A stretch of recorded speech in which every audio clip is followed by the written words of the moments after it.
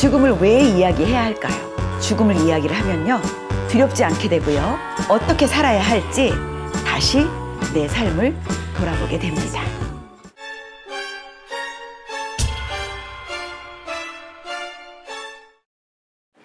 안녕하세요. 잘 나이 들어가는 것을 함께 고민하는 장경희입니다. 죽음을 왜 이야기해야 할까요? 삶과 죽음의 이야기는 동일한 선상에 있기 때문이죠. 삶의 이야기 따로 있고 죽음 이야기 따로 있는 것이 아니라 동전의 앞면과 뒷면처럼 삶이 붙어 있는 거예요. 삶 속에 죽음까지도 포함되어 있기 때문이죠. 우리 영화를 봐도 사랑과 그리고 죽음이 주제인 경우가 많잖아요. 그리고 또 죽음은 반드시 우리에게 언젠가는 올 일이기 때문에 굉장히 중요하죠. 그런데 대부분의 사람들이 죽음을 두려워합니다. 그 이유는요, 한 번도 우리가 가보지 않았기 때문이에요. 모르기 때문이죠. 우리가 모르는 것들에 대해서는 두렵기 마련이거든요. 그리고 우리가 혼자 간다는 것은 너무도 두려운 일이에요. 함께 누군가와 함께 사랑하는 사람이나 나를 도와주는 사람이나 동행이 있다면 좋을 텐데 그럴 수 없기 때문이죠.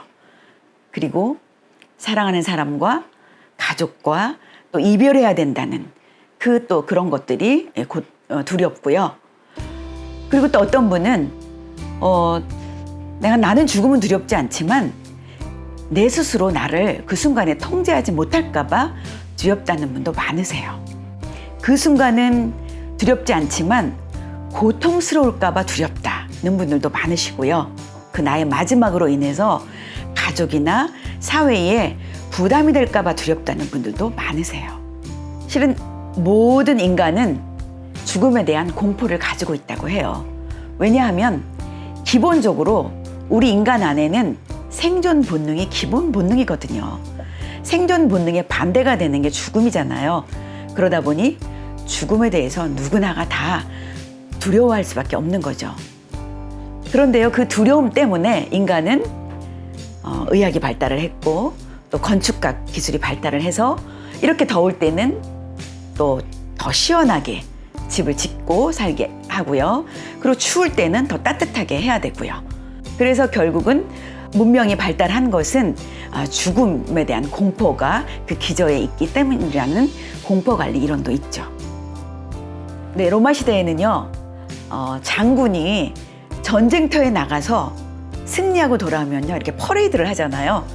그럴 때 그 장군의 뒤에 시종이 이렇게 서 있으면서 손을 이렇게 들고 메멘토 모리, 메멘토 모리 이렇게 외치거든요. 그 이유가 뭐냐면요, 곧 죽음을 기억하라는 거예요.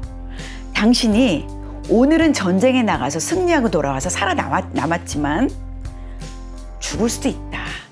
다음에는 또 죽을 수 있다. 그러니까 우쭐대지 말아라. 겸손하라는 거죠. 곧 기억하라는 거예요. 죽음을 기억하라. 미국의 미주리대 교수님은요, 사는 게 버겁거든 공동묘지를 걸어보라 라는 말을 하면서 학생들을 데리고 공동묘지에서 수업하는 걸로 유명해요. 학생들을 데리고 수업을 할 때에 죽음에 대한 이야기를 하는 게 아니에요. 그냥 다른 수업을 했는데 거기 수업에 참여했던 학생들이요, 삶에 대해서 긍정적으로 변화되었다는 그런 결과가 많았어요.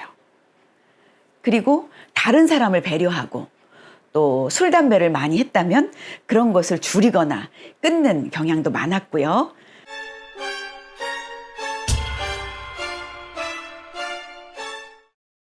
그리고 우리나라의 초록우선이라고 하는 어린이 재단이 있거든요.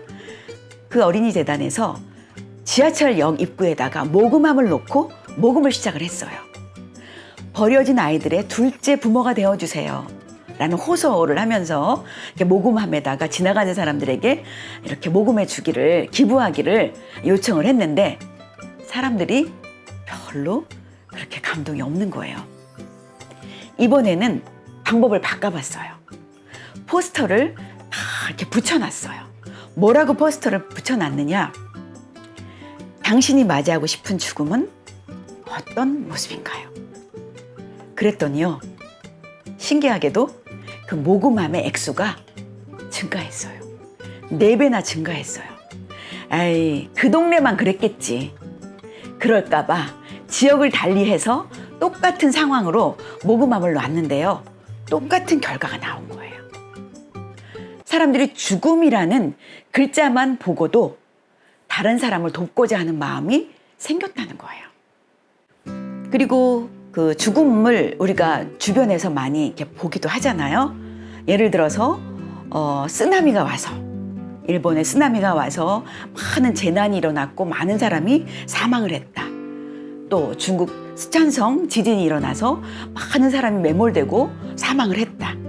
막 이런 재난사고 방송이 계속 이렇게 되면 사람들이 지갑을 열어서 소비를 많이 할까요? 아니면 지갑을 열지 않을까요? 여러분들은 어떻게 생각하세요? 실험 결과는요, 대부분의 사람들이 그 당시에는 지갑을 열지 않아요.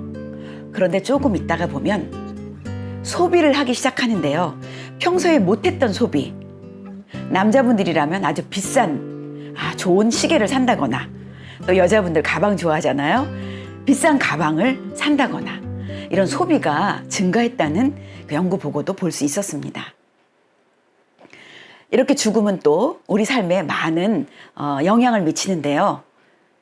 건강한 죽음을 맞이하고 오래오래 건강하게 오래 산 분들, 잘 살다가 잘 죽음을 맞이하신 분들을 이렇게 보게 되면 사람들이 나도 운동을 열심히 해야지, 오래오래 건강하게 살아야지, 좋은 죽음을 맞이해야지 라고 해서 그 다음부터 헬스클럽 이렇게 끊는다든가, 아니면 오늘부터 더 열심히 운동해야지 그래서 운동장 10바퀴를 돈다든가.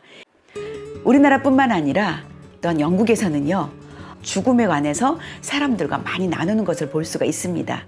그래서 영국은 죽음의 질 1위 국가가 됐습니다. 일본도 마찬가지로 우리나라보다 고령화가 10년 이상 일찍 됐잖아요. 그래서 죽음에 대해서 교육을 하기 시작을 했고요. 슈카츠 활동이라고 해서 그 마지막, 나의 마지막을 생각해 보면서 준비하는 그런 활동들을 많이 하고 있습니다. 그러한 것들을 웰다잉이라고 합니다. 웰빙은 아시잖아요. 웰빙은 잘 먹고 잘 사는 것입니다. 웰다잉은 잘 죽음을 맞이하자는 거죠. 지금 우리 시대에 이렇게 잘 먹고 잘 사는 시대가 없었잖아요, 그동안. 그런데도 불구하고 좋은 죽음을 맞이하지 못하고, 또 우리 사회적으로 죽음의 문제가 대두되기 시작을 하면서 죽음이 너무 중요하다, 인생의 마지막이 중요하다, 그래서 죽음을 준비하자라는 운동이 많이 일어나고 있고요. 교육도 이제 시작한 지 15년 이상 되었습니다. 그래서 웰다잉이란 우리의 마지막을 기억하자는 거예요. 우리는 언젠가는 가야 하는 존재다라는 것을 인식하고, 그렇다면 내가 오늘 어떻게 살아야 할 것인가, 무엇을 위해서 살아야 할 것인가를 생각해야 된다는 거죠. 보다 의미 있고 가치 있는 일을 하면서 삶을 긍정적으로 살아가자는 것입니다. 하고 싶은 일들도 하고 보다 보람되고 가치 있는 일들을 하면서 살자는 이야기입니다. 그렇다면 죽음을 왜 이야기해야 할까요? 답을 얻으셨나요? 죽음에게 삶을 물어보는 것입니다.